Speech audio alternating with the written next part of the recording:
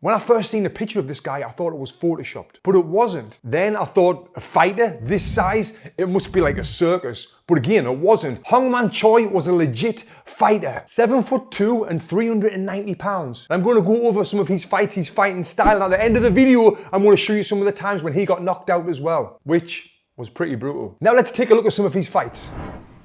Now what you can see here, the size difference. He has an advantage over just about all of his opponents with his size, weight and reach advantage. Oof, kick in the face. And if you see what the guy did there, he jumped in with a long lead hook, and that's what you've kind of got to do with someone that big. You know, you've got to try and get your feet in, but be fast and land that punch. But Choi come back with a great counter punch here, left hook, and knocked the guy down. Now that was impressive. So maybe that's not the right tactics, jumping in with him. Oh, look at this guy. Maybe Choi hasn't even got the weight advantage against him. He looks heavy.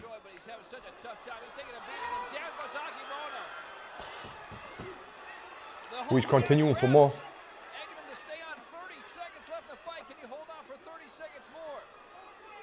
Now these punches don't look really hard and explosive and solid.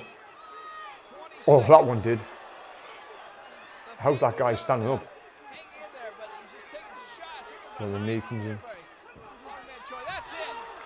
Yeah, he's not getting up from that. Now, like I said, the punches might not be looking hard and solid and explosive like you might see someone like a Mike Tyson who's 5'10", who's blasting them punches in. But let me tell you, when someone's got that size and that weight and they can throw straight punches, it's so hard. I remember doing some light sparring with David Price, who was an Olympic teammate of mine. He's 6'9" and he was around 240 pounds. And just his light punches, you could really feel them. Think about it, if you're getting the weight behind the punch, that's some weight behind that punch.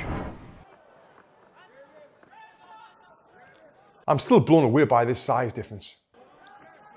Like, what's the mindset of an opponent going in with him? And look at that, he switches southpaw as well. Throws combinations, switching southpaw, fast hands, throwing them knees, wow. Oh.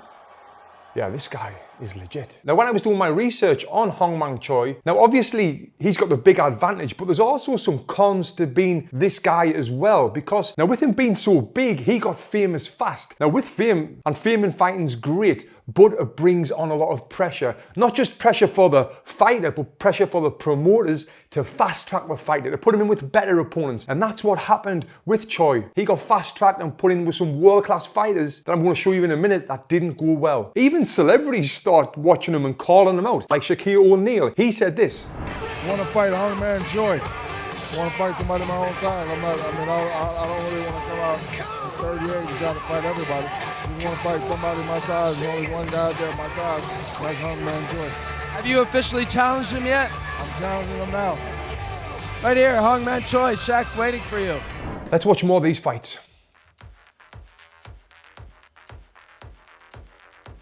This guy's actually got the right idea, I guess, getting in close to him and, you know, landing punches.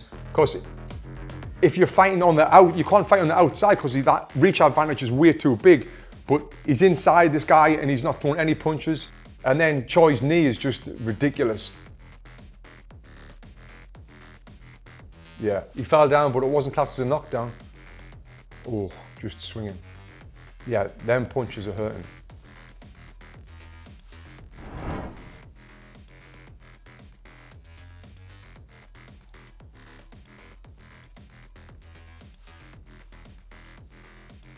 Now he makes it very hard for people to get close to him and throw them punches, because as soon as they get close, all he does is pull the head down and throw that knee like we just seen there.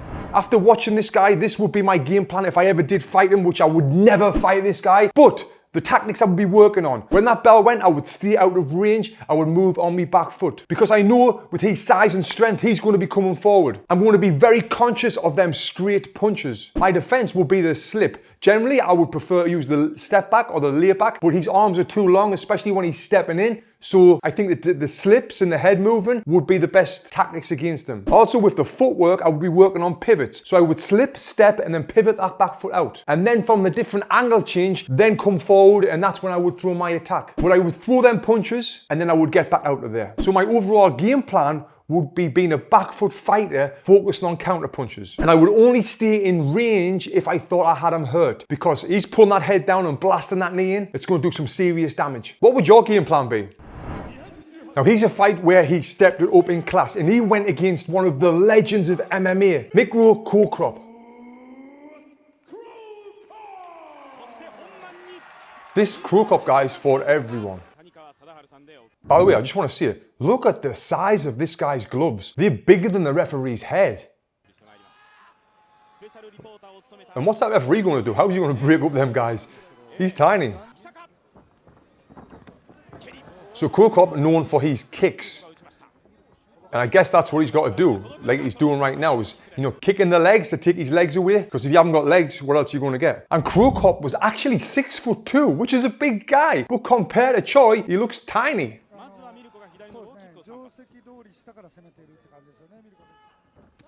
Wow. Krop even goes for a kick to the head. Maybe he did that because he knew he was going to miss, but just to keep Choi thinking, because he's a high-level fighter. Ooh, kicking them legs. Them strong kicks to the legs is brutal. Big kick to the body. Yeah, Choi's struggling with that. Ooh. Now, one thing I like about Choi is how game he is. He's a fighter. He's a real fighter. He wants to get in there and have a fight. Look at him moving forward, taking them kicks. He's a tough guy. Krop still blasting away them legs, kicking him in the knee, and then moving his feet. Exactly what I said, you know, moving backwards on the back foot, getting away, trying to change them angles. Kind of what Krop's doing right here.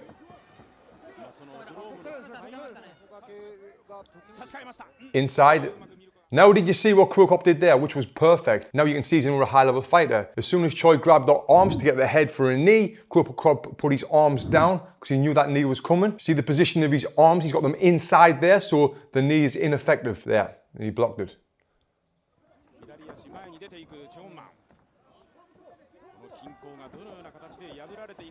And Choi's doing everything that he should be doing, moving forward with them long punches. But Krop's experience is just too much. Oh, then that big kick to the inside of the knee finished Choi off. Let's see that again. Boom, yeah.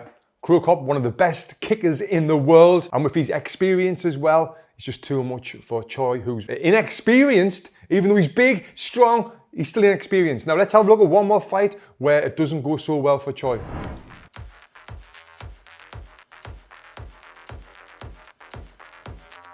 Now here, this is getting towards the end of his career, and he's weighing a lot less, like 40 kilograms less. He's still fighting, but, oh, yeah, he got hit hard with them gloves. Oh, and then he got caught when he was down. Let's watch that again in slow motion. Talking about how tough he is, if you see here, he's going toe to toe with this fighter with them little gloves on. The guy slips, just blasting punches. Boom. Got hit with that right hook straight on the chin. But this is the worst part, and this is what I don't like about MMA. As soon as he's down, bam! That extra damage is done. What if I told you there was a fighter nearly double the weight of Choi? You'd be blown away, right? Well, this guy is. If you click here, watch this video next, where I talk about a fighter who weighed over 600 pounds. Click here and watch this next.